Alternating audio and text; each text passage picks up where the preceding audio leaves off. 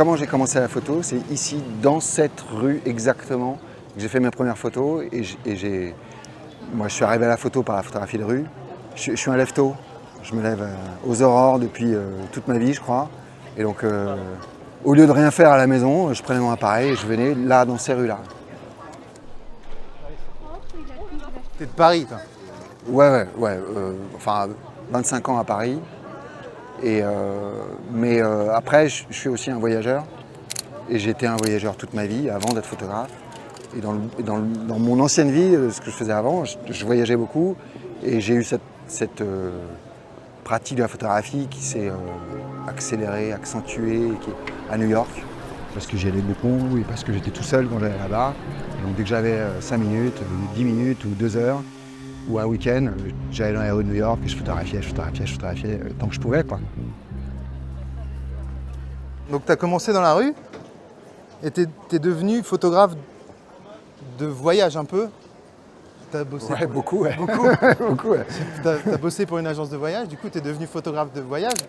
Après, j'étais indépendant, mais je ne travaillais pas pour une agence de voyage. Il y avait un magazine, il y avait des groupes de tourisme, Nouvelles Frontières, des compagnies aériennes. Après, tout n'est pas venu d'un coup, hein.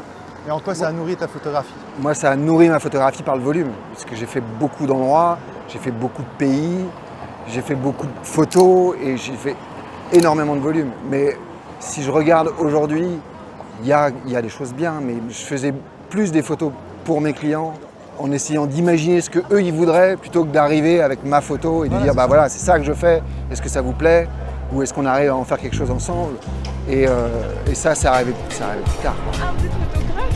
Comment vous vous appelez? Christelle. Je m'appelle Gennaro. Gennaro. Regardez-moi. Non, bougez pas, vous êtes bien, super.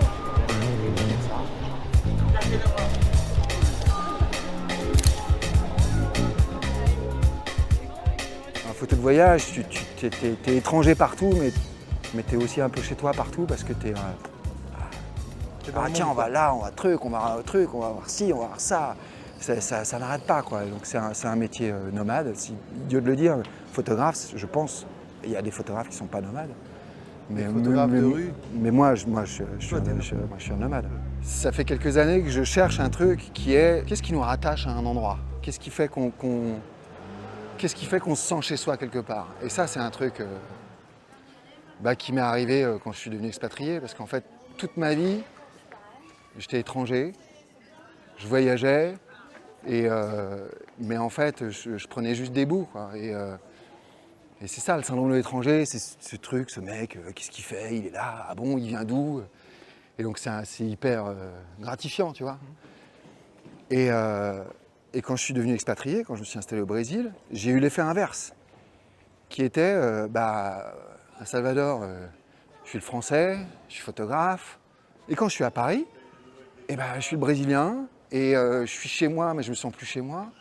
Je me suis adapté à une nouvelle culture, et du coup, je me rends compte à quel point les Parisiens peuvent être difficiles, alors qu'ils ne le sont pas. C'est juste, c'est une culture qui est tellement différente, et où le rapport au lieu, le rapport aux gens, le rapport à qui on est tellement différent. Le climat, évidemment. Ce que je cherche, c'est à essayer de comprendre ce qui fait qu'on se sent chez soi quelque part, ce qui fait qu'on est rattaché à un endroit. Des mentors, ouais, j'en ai au moins 4 ou 5, mais il n'y a pas eu un moment où, tiens, Ouais, tu poses, je choisis quelqu'un, ouais. il va m'accompagner sur la durée. Ouais, non, ça c'est quelque chose que j'ai découvert de l'autre côté. Bonjour madame. Je fais des photos des gens du quartier. Ça vous embêterait que je fasse une petite photo de vous? Vous habitez dans le quartier? Écoutez, oui. Oui, ça vous embête ou oui, vous vivez dans le quartier? Ça me manque. Ce quartier, j'y ai vécu pendant 7 ans. Et j'aime tellement y revenir. Alors, attends, votre cigarette électronique, ça vous embête pas de... Non, je l'enlève.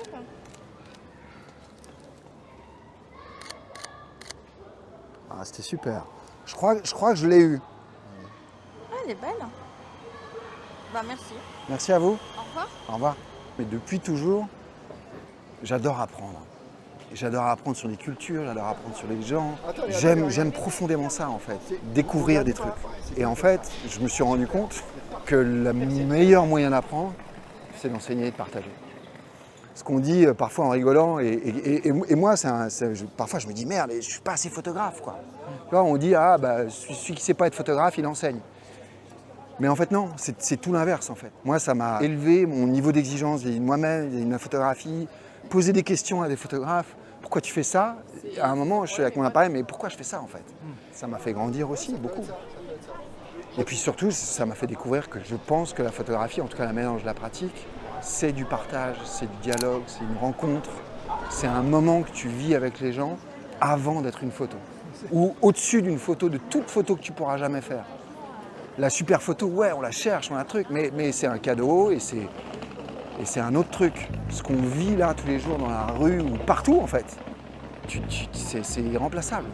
Et donc, j'aime partager, et maintenant je le fais avec des photographes.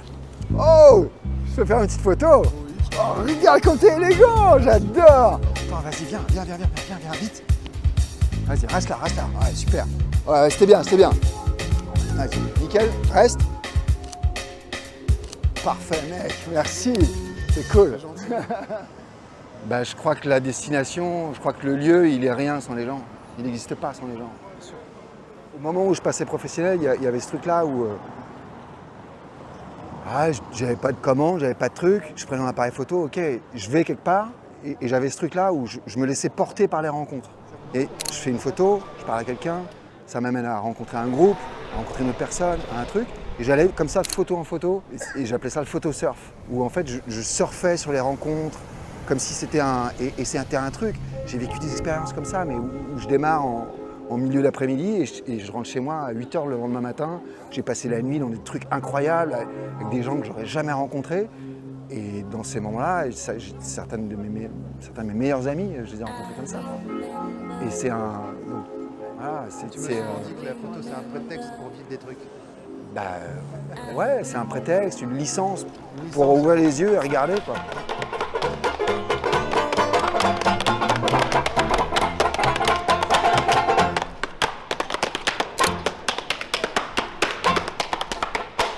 On t'est fait lourder d'un job assez salement. Et après, non, ouais, c'est un chèque cadeau. Je suis allé m'acheter mon appareil photo. C'est que quand j'étais ado, je rêvais de faire des films, faire du cinéma. Et moi, c'était ça que je voulais faire. Et voilà, la vie m'a amené à... Il faut gagner sa croûte, il faut manger. Et puis on oublie au final ses rêves. Quand j'ai commencé la photo, moi, je rêvais d'être journaliste. Mais je me suis rendu compte, quand j'ai fait mon premier vrai reportage, que c'était pas fait pour moi, en fait. Enfin non, c'est au deuxième que je me suis rendu compte. Le premier, je me suis dit non, je vais quand même essayer une deuxième fois. Alors, est-ce que je suis plus conteur ou est-ce que je suis plus poète? Dans la photo, tu as les journalistes et tu as les artistes. Et ce serait peut-être un petit peu ça. Ouf. Bonjour monsieur. Vous êtes superbe. Thank you. Wonderful. Have a nice day. Si ma fille et mon fils voulaient se lancer dans la photo, je leur dirais déjà, prends les bonnes chaussures. Et puis surtout, ouvre les yeux, quoi. C'est un truc incroyable où on a la possibilité de juste rester curieux, juste voir des choses belles partout. C'est-à-dire, on est dans un endroit là qui ressemble à rien. Et si on accepte de regarder ce qui se passe, on a la plus petite rue de Paris qui est là, avec un nom de rue. Elle fait, c'est un escalier, il n'y a pas de porte. Et là, il y a mon appart d'avant. Ah bah, tu vois. Là, ouais, tu vois. Et donc voilà, c'est ouvrir les yeux, quoi. Et c'est juste, juste ici. Voilà, mes premières photos, c'est ici.